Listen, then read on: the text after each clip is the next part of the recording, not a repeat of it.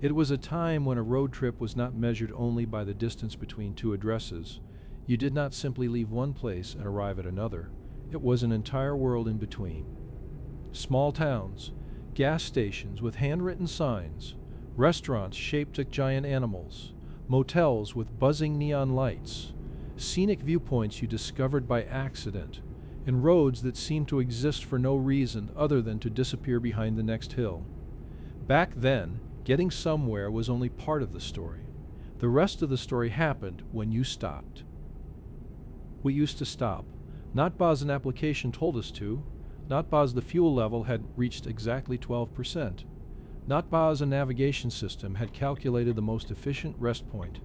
We stopped because someone saw something through the window, a wooden sign, a lake, a strange building, a fruit stand, a view that lasted for only 3 seconds before vanishing behind the trees. Someone would say, "Wait, what was I?" And sometimes the driver would slow down. Sometimes they would turn around. Sometimes they would not. But for a few seconds, the possibility existed. The road was allowed to surprise us. Today, most journeys begin with a number.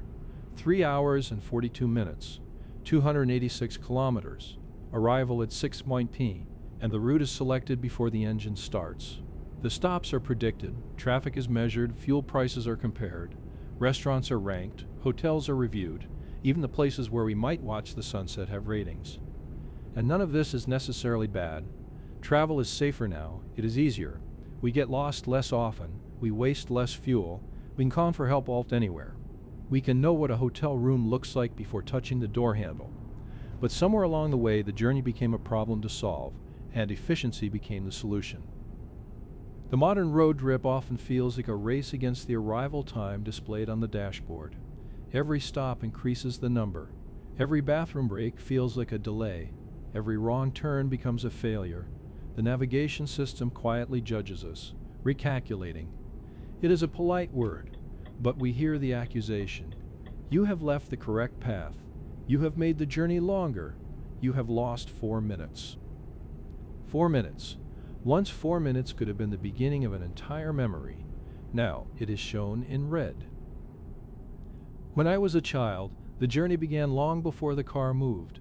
Someone unfolded a paper map on the kitchen table. The map was always too large. It covered the cups, the plates, and half the chairs. One person traced the route with a finger. Another person disagreed.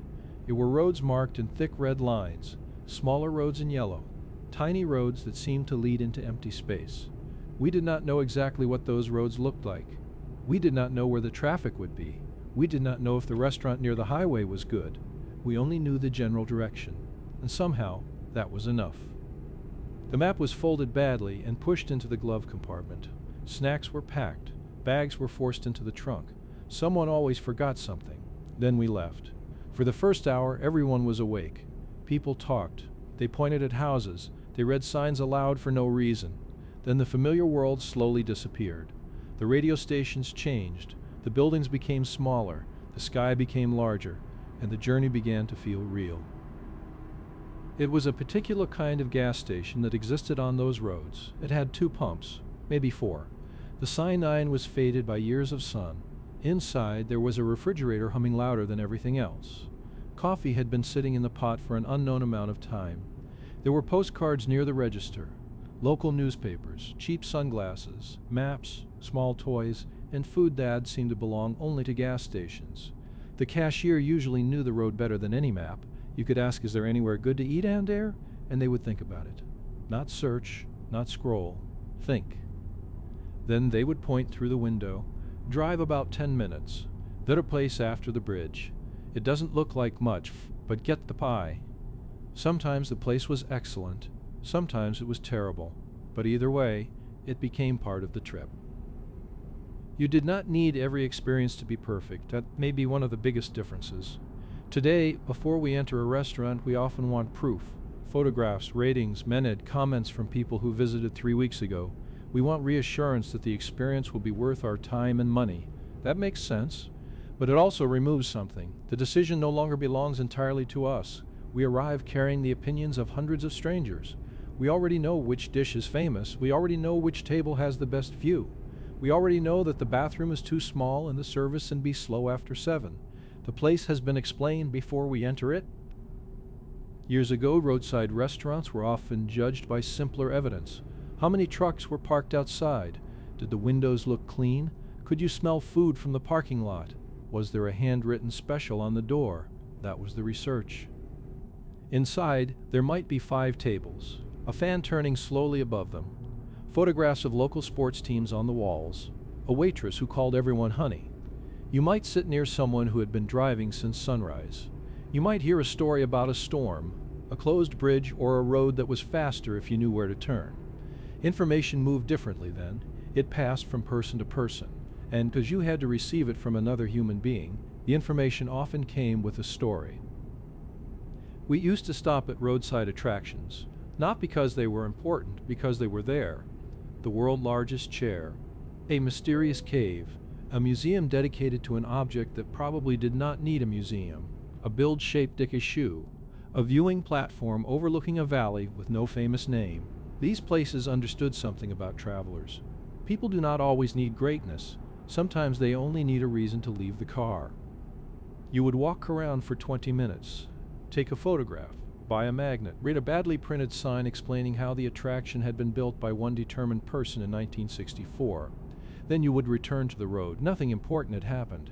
And yet, years later, that strange stop might be the only part of the journey everyone remembered. Memory is not efficient. It does not organize itself around the fastest route. It keeps the wrong things.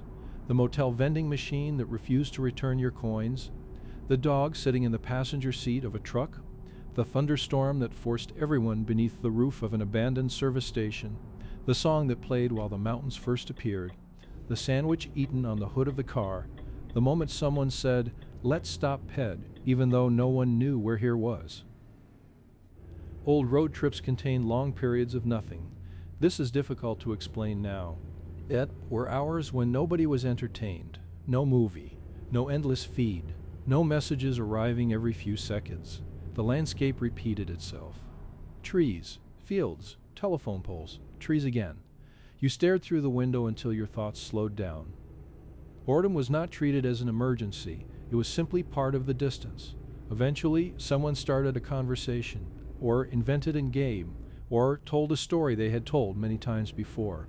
Sometimes people argued, sometimes they sat in silence, but everyone was experiencing the same journey. The car was one room, the road was one shared event. Now 4 people can travel in the same vehicle while living in 4 different worlds. One person watches a video, another answers messages. Someone wears headphones. The driver follows a glowing line across a screen. The landscape continues its side, but it does not always enter the car. Again, this is not a complaint about technology. Technology did not force us to stop looking through windows. It only gave us something easier to look at. The culture of travel changed because the culture of time changed. We became more aware of every minute, more protective of schedules, more anxious about delays. A journey that takes longer than expected feels stolen from us. So we plan around uncertainty. We book the room, reserve the table, download the route, check the weather, read about construction, save backup locations. We remove every possible surprise. Then we wonder why the trip does not feel like an adventure. Adventure is often just uncertainty remembered kindly. While it is happening, it can be uncomfortable. The wrong road, the closed restaurant, the motel with one remaining room, the sudden rain, the moment when nobody knows what to do next. But once enough time passes, inconvenience changes shape. It becomes a story. Nobody remembers the tip, where every connection happened perfectly. Nobody gathers around a table N years later and says, "Do you remember when we arrived at exactly 6:07 p.m., just as the application predicted?" We remember the night the road disappeared beneath the snow, the afternoon we followed a sign to a beach that was not on the map, the restaurant where the power went out and everyone finished dinner by candlelight, the motel owner who gave us an old blanket because the heating stopped working, the town festival we found because we missed the correct exit. The journey was not memorable despite those interruptions. It was memorable because of them. It was also a different relationship with distance. 100 kilometers felt like something. Crossing into another region felt significant. Passing a border meant the road signs changed, the architecture changed, the food changed. You ate. Now major highways are designed to make distance almost invisible. The road stays wide and smooth. The service areas repeat. The same coffee chains appear, the same restaurants, the same signs. You can travel for hundreds of kilometers without feeling that you have entered a new place. The highway protects us from geography. It allows us to move through a region without meeting it. The old roads passed through the center of towns. That was slower. There were traffic lights, pedestrian crossings, delivery trucks, children riding bicycles, a tractor that refused to move faster than 30. But you saw life happening. You saw the bakery, the school, the church, the repair shop, the old man watering flowers out his house. The highway bypasses all of it. It saves 12 minutes. And the town disappears. Many roadside businesses disappeared too. Family motels, independent diners, small repair stations, souvenir shops, places that survived because travelers became hungry, tired, curious, or lost. When travelers stopped stopping, those places lost their reason to exist. Some closed quietly. Their signs remained beside the road for years. Vacancy, good food, last gas for 80 miles. Letters faded, windows darkened, grass grew through the parking lot. Eventually, even the buildings disappeared. You can still see their remains on old highways. A row of motel doors facing an empty swimming pool, a restaurant sign with no restaurant beneath it, a gas station canopy covering cracked concrete. These places are sometimes described as abandoned, but that word makes it sound as if everyone left at once. Usually it happens slowly.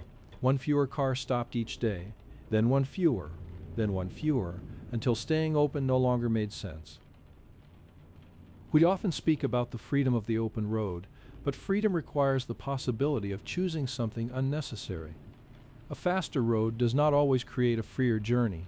Sometimes it simply removes the decisions. Keep straight for 200 kilometers, take exit 14, arrive at destination. A journey without decisions is convenient. It is also easy to forget. Perhaps this is why old travel photographs feel diffed. They are rarely perfect. Someone is blinking, the car is covered in dust, the horizon is crooked, a finger covers part of the lens, but the photographs feel attached to a particular moment. Film was limited. You did not take 50 versions. You raised the camera because something felt worth keeping. Then you lowered it again. You returned to the place.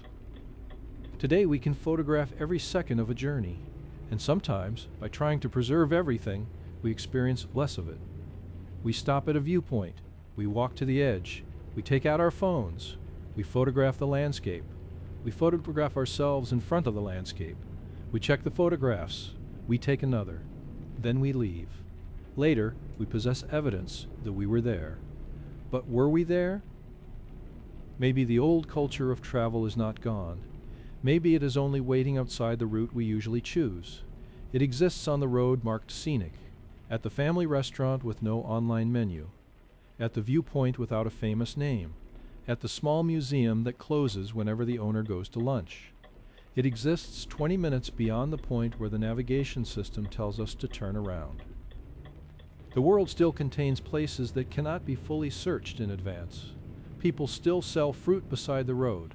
Storms still change plans, bridges still close, cars still overheat. Sunsets still appear without appointments. The possibility has not vanished. We have simply become better at avoiding it. So perhaps the next road trip does not need to become a rejection of modern life. You do not need to throw away your phone. You do not need to become lost on purpose. You do not need to sleep in a motel with suspicious carpets simply to prove that travel used to be better. You only need to leave a little space. Do not schedule every hour. Choose the slower road once. Enter the town instead of passing around it. Stop when someone sees something through the window. Eat at the place you did not research. Walk to the viewpoint even if it adds 30 minutes. Let the arrival time become wrong. Because there is a kind of life that can only happen after the play has failed. A conversation with someone you were never supposed to meet. A road you were never supposed to travel. A memory that did not exist on the itinerary. One day, you may forget the destination. You may forget the hotel. You may forget why you took the trip in the first place. But you will remember the stop, the light through the trees, The smell of rain on warm pavement, the coffee that was much too strong, the sound of trucks moving somewhere beyond the motel wall, the quiet moment when everyone stood beside the car and looked across a landscape they had not expected to see. We used to stop. Maybe we thought we were wasting time. Maybe we complained. Maybe someone kept asking when we would finally arrive. But we stopped. And in those interruptions, the road became more than a distance. It became a place. Perhaps the purpose of a journey is not only to reach somewhere else, perhaps it is to notice where you already are. The next time the navigation system says to continue straight, and you see a faded sign pointing towards something you have never read of, you could keep driving. You probably will. But you could also slow down, turn the wheel, follow the smaller road, and stop.